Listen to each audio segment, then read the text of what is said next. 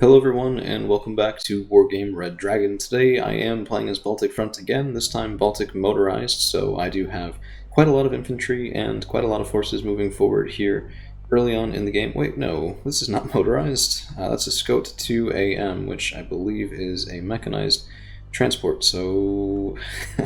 well, oops. Anyway, we have a lot going on here. It's a 2v2. It was a server for under 400 games played. I, of course, have played about 315 at this point in time, so I did barely qualify for it, but there are some newer players in the game. I think the lowest experienced one had about 150 under his belt. So, there are going to be some things here that you wouldn't exactly see in, Blitz Wars games or things like that. But it was a fun time nonetheless, and very well played, of course, to my opponents and to my ally here, Kaito. I have an F-18C circling, and my main intention is to push up toward Fetter. Of course, we have just seen some paratroopers come in from the Blue 4 player, Puma 330H Pirates, now taking off again as they have deposited infantry, which is going to be a bit of a problem. We also have a Super Puma headed over to the left, and actually two of them to secure the crossing across the bridge, and also potentially do some infiltration. So I did call out an Avia 28 to sort of answer that push, but the bomb is maybe a little bit too far behind and a little bit late. So we do get a good smack on some Legion, but no Puma Pirates coming out, and Iroquois are going to be pretty nice in position here to hopefully target that PH2 Tiger, but my infantry take a pounding from the Tiger's rocket pods before they're able to get into position. So I lost some Raskazin Koriyama, I lost a KT, having a bit of a challenge getting into this town just off the initial match, deployment, I guess. So nicely played to my opponent, and my infantry also had some weird sort of pathing where the Jaegeri were supposed to be in this town, but they just weren't going in. I don't know. It's a weird game. Odd stuff happens. In the meantime, my ally is fighting over Elena, but it looks like Gibbons 24 has already crossed the bridge, secured that part of town. However, pretty good, sizable force here coming in from the Soviet player on my team, and Tor is able to back me up and really take out those Puma 330H Pirates as my Iroquois were out of Iglas. So many thanks to Kaito for that bit of lend-lease, I suppose. And the KTs and Musties, of course, the KTs would have been able to do some sort of fire had they gotten closer. But Jaegeri, again, just weird pathing. They were refusing to get into a town. And of course, because of that, will get shredded by Legion 90. So it has been a bit of a Pyrrhic victory here, and may not even be a victory if things keep going this way. But Iroquois Jaegeri moving around the western flank will be a pretty nice thing. And I have a MiG-21B1S, which is a dedicated Helo Hunter coming in, and getting rid of that Tiger Hap just because I saw it. I figured, even if this was a trade, it would be a pretty valuable, equal value trade, as the MiG-21 BS is about 100 points. I think it's about 90 or so. Another bomber coming in, and let's see where it drops. Enough to hurt the Legion, but not enough to kill, and my Iroquois are being a little overwhelmed by those two squads of Legion. Of course, the Scout 2AM also taking some fire from those excellent anti-tank weapons they have there. But Kaito over here did a really wonderful job fighting against Gibbons. Gibbons, of course, is using a US deck, but the US Marines appear to be no match for dedicated groups of Spetsnaz in this town, just opening up with those napalm launchers, and pretty good cycling as well, getting the injured Spetsnaz back from the front line and moving up the triple stack here of good strength Spetsnaz. So Delta Force taking a pounding, US Marines taking a pounding, and it's not like it's an instant sort of knockout thing here, and maybe an enemy bomber would have been able to punish this, or artillery would have been able to punish this, but for right now it was able to do the work that was required. And moving back as well, just cautious play, very nice play from Kaito in that sort of town fight. Not a lot going on the eastern side. Center has been capped by the Blue 4 team, and there are just a couple of tripwire units over here. I might have preferred having a recon helo or some recon infantry over there. As you can tell from my own flank, I tend to do that sort of thing. At least I'm trying to do that more consistently here. So Iroquois, Salamandra, this is a nasty surprise should anything try to cross that river, mechanized or amphibious. And there are now resupply trucks, Ural 4320s. I think there's a 20.1s, yeah. 20.1s coming in, and that is going to be providing a bit of longevity to this front, although the other Spetsnaz weren't really that healed by it, and interesting placement of a Conqueror's team, but they're able to get their guns online, so more power to them, and US Marines should not be moving across in the open, just absolutely pounded by having 5 individual units of Spetsnaz at once plus VDV, so I've never seen US Marines die quicker than that. And with that, I mean, that's a pretty expensive piece. Elena is probably pretty likely to be secured. VDV, of course, have excellent Vampire anti-tank weapons, so those LVTPs, even with their frag launchers and their Brownings, won't be around for very long. They are, of course, taken out just then, and the Ural will be headed back to base to grab more resupply. In the meantime, however, I have Yegri and XA-180s coming in. I have lost most of my infantry here. The Iroquois on the other side across the town, moving forward to secure this position. Maybe just I thought they might be able to do it uncontested. A lot of infantry fighting vehicles just hanging out in the back of Feder. The intention here was if my opponent had anything in these sort of inner city blocks, they might be able to provide some fire support while staying out of range of Legion 90's Eric's missiles. So that is, of course, something very deadly and that I wanted no part of. In the meantime, however, I spot a PH2 Tiger, and that just looks like an excellent snack to my Iroquois Yekri, so I'm trying to get them over to my enemy's side of Feder. 1, to deny resupply, 2, to see if I can get Apolos online should that PH2 Tiger try to come up and support.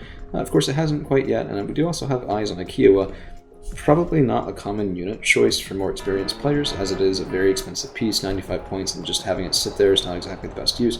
But more Yekri piling in, and the PH2 Tiger does come up as expected, trying to use those snabs to provide direct fire support. Maybe not the best role for that expensive recon piece, but that's 2 missiles on the way, 1 hit, 1 miss, and he is trying to escape, but helicopters take some time to stop, slow down, and change direction, so the Iroquois are able to get their 3rd Igla online, and that is a 150 point loss, or 140 point loss, one of the two. I don't quite remember off the top of my head, for the Blue 4 player, and this is very quickly becoming a game where Red 4 is having an excellent time and Blue 4 is a little bit in trouble.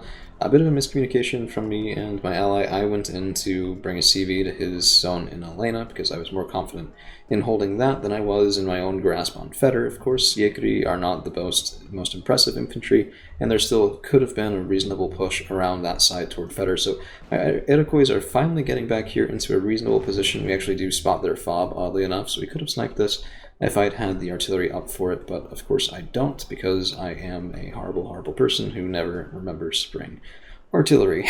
We all have our flaws, I suppose, and if that's mine, well, so be it. I'll do my best to work on it, but it is what it is. So these musties are going to be carrying Raskas and Korima, because I want those long-range recoilless rifles online, and we're sitting at a 0-0, but that's only really because we haven't capped yet, so once we do get Elena and Feder, it should be a reasonable time here, and the Iroquois are finally getting up in close enough position to spot inside this zone. So we do see a Hawk Pip 3, and I'm calling for my ally to arty that position. He does see a Patriot evac ordered, but not in time, so, oh geez. Unfortunately, a seaplane going down in a horrible, horrible stream of smoke and destruction there, but I'm also moving the Iroquois across, trying to, wrong section of the game. I was doing a bit of a mechanized push here. I thought, there's a lot of things that have been dying on the Blue 4 team I might be able to get through, but Commanded Marines are an excellent rock wall there, and although they are taking damage, my vehicles aren't enough to get across that, to get through them with success. Of course, the VAB T-2013s are also very, very capable, so the KTs and those surviving Scot are going to be moving to the west, just popping into those woods, and now we have the artillery from my ally coming in and heading after that Hawk Pip 3, but let's see where it lands. 1 shot, swing and a miss, 2nd shot, swing and a miss, 3rd shot, swing and a miss, and it looks like he targeted a little bit farther to the left than was intended, so unfortunately that AA piece does survive. In the meantime, however, Conqueror's M team providing excellent fire support, and I wish he'd gone after the Crotal, but taking out those infantry fighting vehicles is very nice. I think they did probably still have infantry in them. There's the other shot. Let's see. Nope, swing and a miss on the Crotal. So it was at least tried, and that is pretty nice. More cluster already coming in as well. Well, no, this was high explosive. So again, not necessarily a choice you'd see for that purpose later on. So the Iroquois do encounter a bunch of Irk 90 Seguiers. These are very cheap fire support, 20 points. From the French player just trying to handle the Iroquois, but of course in the woods, those Epalos missiles, their excellent rate of fire will be able to handle that, and the Iroquois Yekri are going on their way. I'm sending them up and around and into Anna, just trying to really use excellent infiltration tactics to get a couple of high-value kills before the Iroquois Yekri are inevitably tracked down and taken out themselves once they run out of once they run out of their own supply. In the meantime, however, there were some U.S. Marines still on this side of the bridge. Spetsnaz coming in, and a bit of a mistake here. So Kaito nearly sends his UAZ command vehicle across into the enemy territory, just barely survives by cutting off line of sight from an enemy conquest team. They were headed up to Feder. It was just one of those quirks of what it views as a quick resupply, a quickest route. And unfortunately, my command infantry this whole time have been here. But even though they were in the zone, they were also out of the zone. Bit of an odd quirk I didn't know about, but turns out you need to be fully in the zone to have it matter, and that counts even if you're dispersed in a town. So I thought I was being cheeky. As it was, I was just costing us a little bit of ticking points. I should realize that here in just a little bit, but not... Oh yeah, there it is. So I moved them over. We should have been getting a +1 for a while. Shit happens. We do, however, spot an enemy Patriot that's just sitting kind of out in the open. Never really a great decision, although this guy can defend himself from planes, bombing runs, things like that, but not from artillery strikes. So that should get pinged here in just a second or two, as I sit there going, okay, that's nice, let's kill that. Yeah, there it is. But the ping wasn't even necessary because my ally had seen it and immediately targeted cluster artillery on it. So oddly enough, this was really goofy. The initial shot was short. That Patriot probably would have survived. It looks like it was just bracketing the Patriot somehow, which, I mean, artillery has dispersion, and sometimes you roll lucky and sometimes you don't, but the Patriot actually moved into some of the cluster there, although, yeah, that shot probably would have gotten him as well. So the Patriot is unfortunately gone, and I lost a command vehicle that was moved up in here because of a Conqueror's team, so that was also very upsetting, but my ally has a UAZ that's moving in as well. That was, again, a bit of a miscommunication where we both sent in things to cap, but this time I'm very happy about that because, well, I kind of goofed. I should have sent him around to the left and then up through where I had control of Feder with Yekuri, Erquez Yekuri, and a solid defensive line. In fact, we both should have, but luckily it looks like they ran out of ATGMs and so weren't able to target my ally's UAZ, and he's just trying to park it somewhere unexpected in there. In the meantime, however, Iroquois do get far enough back here that we find the enemy fob, and M1A1 Abrams coming in, so that is a very high value target. There's also a Crotal back there that I definitely want to kill. I didn't realize it at the time, but the enemy command vehicle was right here. And had we gotten up that close, we would have been able to take it out. But I only have 3 Apolos missiles left, and these M1A1 Abrams are, of course, very much on the way. 115 point tanks, they are pretty juicy targets. 1 shot, 1 kill. More than pays for the Iroquois Yekuri several times over. Of course, there is a second one, and he was still probably on fast move.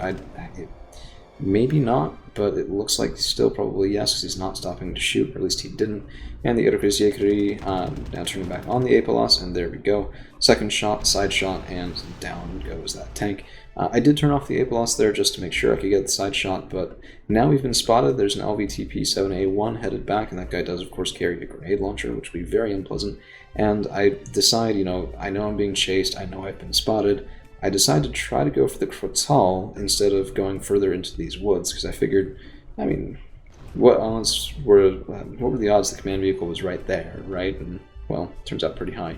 A couple of those grenades coming in, there are also more enemy reinforcements coming in, and my last Apolos is gone, unfortunately. A bit of a swing and a miss on the Crotal, so not really much I can do other than wait for death, or I could have moved right here. Could have moved right there, but, you don't know these things at the time necessarily. Down go the Iroquois, very much a sad day for everyone involved. In the meantime, however, Musties and KTs bringing reinforcements up to the front lines, and we're going to try to do a push into Boris as my ally is preparing his own push into Dmitry relatively soon. At least I think that is probably the current plan. More weapons teams moving up as well, and I was really uncomfortable about the light amount of forces over on this right-hand side. I've seen a lot of people try and push through these woods when they're on the blue 4 side of the map. It's the current blue 4 side of the map, and I've done it myself. It's relatively easy to accomplish if your opponent isn't expecting it. You go across the far bridge, bring infantry through and around and behind, and the next thing you know, you're engaging over there, which can be very hard to defend against indeed. So that was just one of those things that I probably would have done a little bit differently if I was over on the other side of the field, but I mean, I can hardly complain with how things worked in Elena. So we do have a bit of a combat going on, and this is why I wanted both the Spikes and the Reskas in Kuriyama. They are able to take out the US Marines transports, and because of the long range on those recoilless rifles, we're actually still able to shoot them across the river, so that was pretty nice. They are stunned by my allies' HE artillery, and that is also helping us. Got a couple kills on there, and they're trying to cross the bridge, but are going to reconsider that very quickly, as the Ruskers in Kurima get about 3 kills per shot, so, I mean, what is that? Well, no, 2 HE power, so both of those shots landed, and just some of the damage was mitigated. Those shots both went in from 5 strength down to 1, and he's trying to escape, but the Ruskers in Kurima shoot relatively quickly, for, well, I mean, the same rate of fire as any recoilless rifle team, but they're able to snipe US Marines across the river, so really excellent position, I think, for these Ruskers in Kurima, or recoilless rifle infantry in general, when you have an unexpectedly long firing arc to your advantage. So the enemy artillery is opening up now. Those look like mortars, so nothing huge. But Kaito's VDV are moving back. Very cautious, very attentive play indeed, and loss of resupply vehicles to keep those precious infantry alive and conserve points for my ally here. F-18C, I was going after this Raven, but not quite able to get it. The turning radius was a little bit weird. The missiles weren't able to get on target. And he does manage to get out with a seaplane that was a little too far back for my liking. But another MiG-21 coming in and taking out that Kiowa. 1 dodge, 2 dodges, 3 dodges, 4, let's see, 5, 6, nope, 6 is a hit, but 7 was a miss. So 8 missiles going in against that MiG, and 7 of them either whiffed or were too late. So very much better lucky than good. Odds said that plane should have been dead, but wasn't. Not the best ECM on him, but I mean, hey, that's why it's a roll of the dice every time, right? Worth it? Maybe, maybe not. Worth it in terms of seeing all of those shots go in and my MiG survive? Yeah, that was pretty cool. Should I do it again? No. But, I mean, those are the plays that you really enjoy anyway, or at least those are the plays that I really enjoy. So my infantry are now getting up relatively close to the front line. Pretty big map. I mean, for technically one-on-one map, this is pretty huge. So it did take a while to get those troops up and to the front lines in those scoped 2 AMs. Yeah, I mean, lots of infantry, lots of fire support. I'm hoping for a big combined arms push into Boris and to have my Iroquois up and spawning again, as well as denying reinforcements into that zone. That was at least the intention. We'll have to see how it works out. And that Hawk Pip 3 from earlier is just still there, chilling, having a grand old time, resupply vehicle, you know, just doing his thing. And I thought to myself at this point, you know what, I'm going to get the Iroquois, I'm going to just go across and take him out. And we do get the Apolos missile online, there he goes, but spotting too late Commando Marine as I am microing over here at the moment. I don't quite catch it in time. So the Commando Marine and VABs are going to open fire on my Iroquois and give them just one hell of a sad day. Of course, they have paid for themselves by taking out the Hawk Pip, but I would have rather if they'd stayed alive. But stunned, just being destroyed by those F1 autocannons off the VABs. And we do have some allied artillery coming in. It looks like these are my guys, not theirs. Oof, lots of dead. But just pounding that woods position there, trying to suppress the enemy. I also have a pair of Avia-28 bombers. Of course, one does get taken out by an F4 FKWS, but one bomb going in and the second one targeted at this farther back position, just to make sure there's nothing else back there. And we do take down at least one, at least something. And now the Commando Marine up here have probably been killed, and I have, you know, lots of men ready, willing, and able to take their place. In the meantime, however, Kaito is just starting to push across the bridge. Spetsnaz going first is maybe not what I would do, and it looks like he does reconsider that, as, you know, these are very expensive pieces. They're also not the best at taking down vehicles, and if there are defensive vehicles, they can be killed pretty effectively there. However, Delta Force are not the right answer, and they will be stunned and, well, I guess, you know, lost line of sight, so they do manage to survive, but better luck than good only carries you so far. And now we're driving a little danger close to our own artillery, so that does worry the drivers just a bit, and I think I actually blow one of them. No, he's hurt, but he's not dead, so you're fine, just walk it off. In the meantime, most of the forces here are moving up through the woods on this side, trying to stay out of that deadly open field, but seeing my allies attack across into Dimitri, I decided to sort of speed things up a little bit. Spetsnaz, of course, crossing that bridge with the cover of smoke, able to avoid fire from the enemy long enough to bring their own guns online and gets really just way too up in the faces of these specialty weapons teams. And with that, I decided, you know what, let's just send them across. It'll be fine. You know, we definitely had a points advantage by this point in time. We're at 344 out of 500 points, and we're very close to the end with a very, very honorable, well-played match. to both of my opponents here, Gibbons and Bearturian. A couple Mirage bombers coming out, and these guys, I mean, they have high explosive bombers. That is what you need in this situation, and let's see what they can do against my allies. Spetsnaz, one bomb coming in, and yeah, decent effect there. Nothing crazy, and the bomber is unfortunately lost, but in the meantime my Kartanyikri are also bombed and taken out. I did also lose the Formosa to that bomb, so they're a little bit too close together. My KTs were taken out by VAB, so that open field push, there's a reason I didn't want to do it in the first place, and taking shortcuts in this game is a very nice way to get yourself killed. However, the command vehicle in Dimitri has been taken out by Kaito. We are taking out a +4, and my Kartanyikri are coming up, but intercepted by two M2A2 Bradleys. They're Bushmasters, and my Kartanyikri are not reasonably going to live into the woods. So my Yikri, KTs, and other KTs are going to be moving up and through the woods this way. Not super necessary, but it's what I should have done to begin with. Leave the other infantry and vehicles in the woods here, move across, clear out, where the infantry can not get shot in open field. Another Patriot taking a shot at the Su-25T, so evac ordered there. Nice play from my ally here.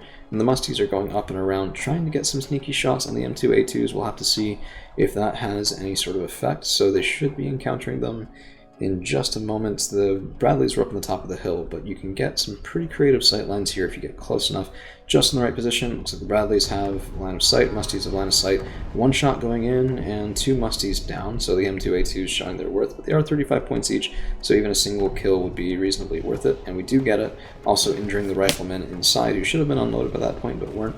Now HE artillery coming in, Sokol fire support as well. One of them unfortunately does get targeted by this VAB, and I think actually just killed outright by the VAB, which, no, looks like maybe not.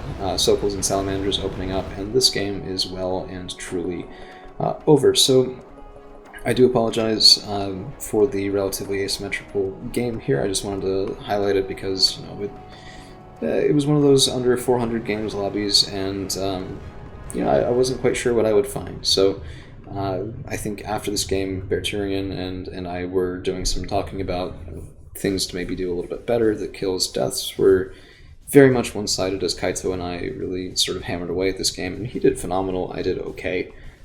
So, you know, still more to learn in that regard as well. But in the end, I think everyone was sitting there going, oh, okay, you know what? These are the things that we could have done differently. These are the things we could have done better. And it was a good opportunity to just have some newer players figuring stuff out amongst themselves. All right, well, that's all we've got for today. Thank you all for hanging around. We'll see you again real soon.